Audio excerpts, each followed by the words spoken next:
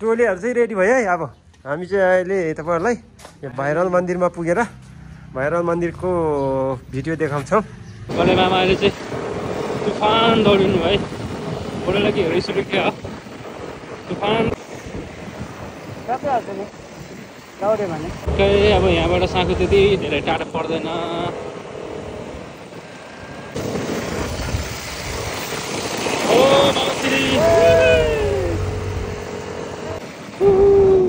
हामी थली चोकबाट ओह्रालो लागौँ है साथी हो।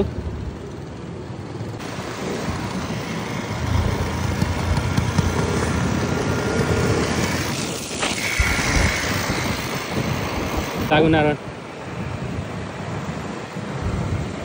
पार्किङ गर्दैछ ठ्याक्क यहाँबाट चाहिँ टेकअप गर्नुलाई सजिलो हुन्छ भनेर साथीहरू ठ्याक्क त्यहाँतिर उतातिर फर्केर राखिरहनु भएको छ। अनि यात्रा कस्तो हुँदैछ माउसरी? हामी चाहिँ यो भैरव मन्दिरमा मात्र यो खास यो मन्दिरको नाम अर्कै रहेछ पञ्चकन्या हो। ठिक छ ठिक छ। अनि है अनन्तको ठाउँ रहेछ।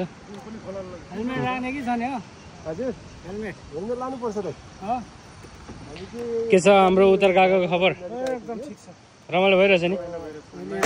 भाइरल मन्दिर नजिक आइपुग्यो। यहाँनिर पानीपुरी चटपटी व्यवस्था नै रहेछन् है। यहीँ राख्छौँ अनि यहाँबाट चाहिँ अब त्यो बाटो हुँदै भैरव मन्दिर गुफा घुमेर फर्किन्छौँ। लास्टमा यहाँ हामी नेपालको के अरे हाम्रो टिमहरू आजको टिम चाहिँ यस्तो छन्। हामी जाने मन्दिर चाहिँ त्यही हो।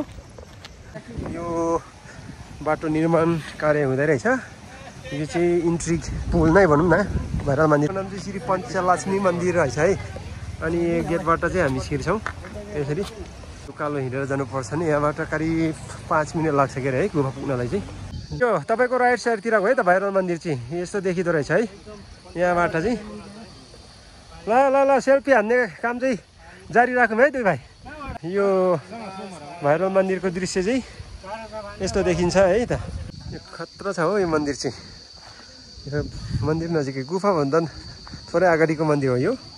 यसलाई चाहिँ साथीहरूको भनाइअनुसार ताजमहल मन्दिर भनिन्छ के अरे। यो चाहिँ हामी गुफा पुग्नुभन्दा थोरै अगाडि गुफा चाहिँ थोरै पट्टि रह्यो। यहाँबाट मात्र दुई मन्दिर पछि चाहिँ हामी प्रवेशद्वारमा जाँदैछौँ। त्यहाँनिर चाहिँ ठ्याक्कै बाघको चाहिँ यहाँ परेको छ क्या। यो घरमा चाहिँ टिकट किन्नुपर्छ होइन। टिकट सिस्टम हो 100 रुपियाँ। त्यही टिकटले तल सिसमाल घुम्न नि पाइन्छ। गुफा यही हो है। गुफा चाहिँ यही हो। हामीले चाहिँ अब यहाँनिर टिकट लिने ठ्याक्कै गुफामा जाने अनि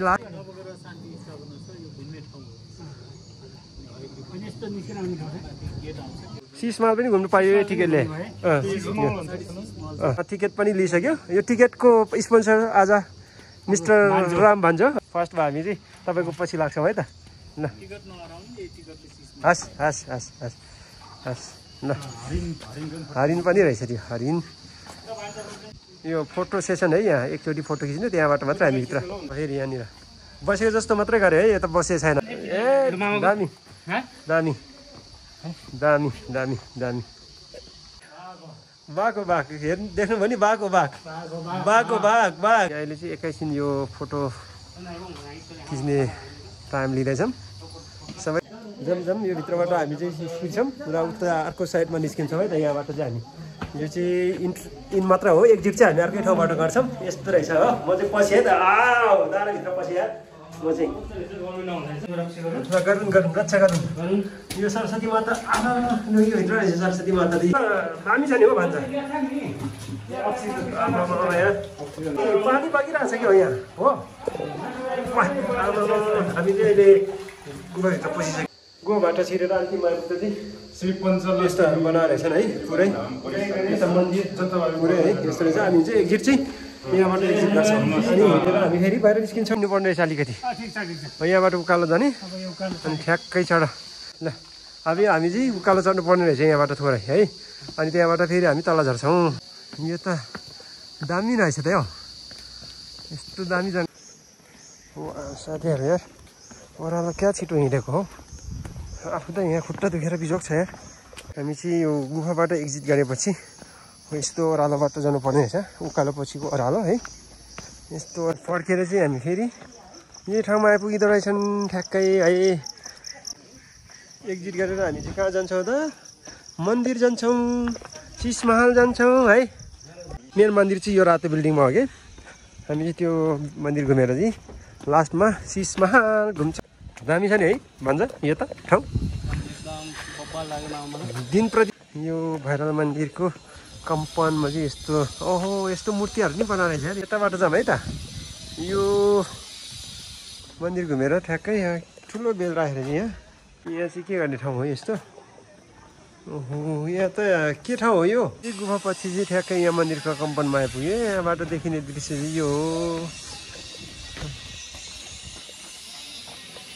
गुफा घुमेर चाहिँ ठ्याक्कै यस्तो ठाउँमा आइपुग्यो यो भैरव मन्दिर श्री लक्ष्मी पञ्चकन्या मन्दिर हो क्या अरे है यो ठाउँको नाम ओ श्री पञ्च महालक्ष्मी मन्दिर लेखेर रहेछ नि त त्यहाँमा आइपुग्यो हामी चाहिँ अहिले है यहाँनिर के भनेछ जुत्ता चप्पल चाहिँ बाहिर भनेछ यो साइडबाट चाहिँ यस्तो देखिँदो रहेछ यो मन्दिर श्री पञ्च महालक्ष्मी मन्दिर यस्तो हो हामी चाहिँ अब लास्टमा यो शीश महल दर्शन गर्छौँ हामी अहिले चाहिँ शीश महल यो शीश महलभित्र जाँदैछौँ है त हामी चाहिँ यो हो यो ल शीश महल यहाँ शीश महल यहाँ घुम्छौँ शीश महल हजुर यो भित्र चाहिँ शीश महल हजुर चौजी उहाँ आजको हाम्रो स्पोन्सर चाहिँ हाम्रो उहाँ हो स्पोन्सर चाहिँ उहाँ चाहिँ चौजी यहाँ शीश महल भित्र जाँदैछौँ अब हेरौँ है त कस्तो छ भित्र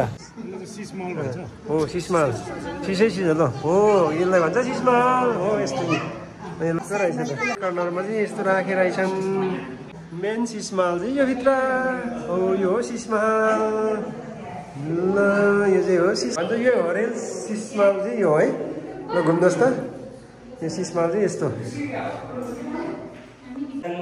अहिले चाहिँ हामी नेपालको सबैभन्दा काठमाडौँ भेलीको चाहिँ चर्चित भैरव मन्दिरमा आइपुगेछ नेपालमा है इन्डियामा होइन यो हामीले जस्ट फन है यस्तै छ अरे भन्ने सुनेर इन्डियाको अब चाहिँ हामी जान्छौँ है त हामी शीश महल घुमिसक्यौँ अब चाहिँ हामी जान्छौँ अब चाहिँ हामी फर्कियो है यो भैरव मन्दिरबाट चाहिँ हामी रिटर्न भइयो तर बाटोको हालत चाहिँ यस्तो रहेछ साथीले हेर्नेरै छोडिराखेर यार दुःख पायो नि तपाईँले सोल्ठी दुःख पायो नि सोल्ठीले अहिले चाहिँ हाम्रो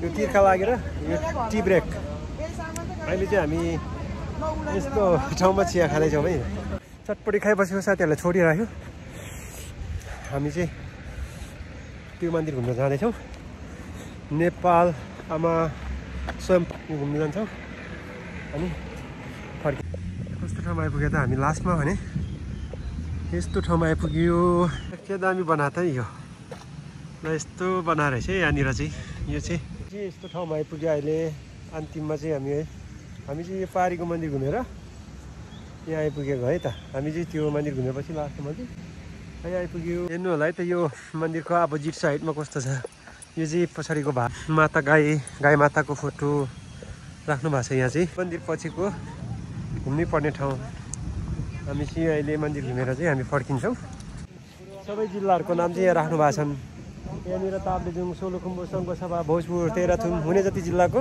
सबै नामहरू यहाँ चाहिँ सानो भ्लग बनाउँदैछौँ आजकल है दिनमा प्रत्येक दिन हामी छोटो भ्लग बनाएर ल्याउँछौँ यो चाहिँ हाम्रो स्टार्टिङ हो तपाईँहरूले चाहिँ नराम्रो केही कमेन्ट नगरिकन एउटा एक थाम चाहिँ दिनु होला तपाईँहरूले नभुल्नु होला हाम्रो टिमहरू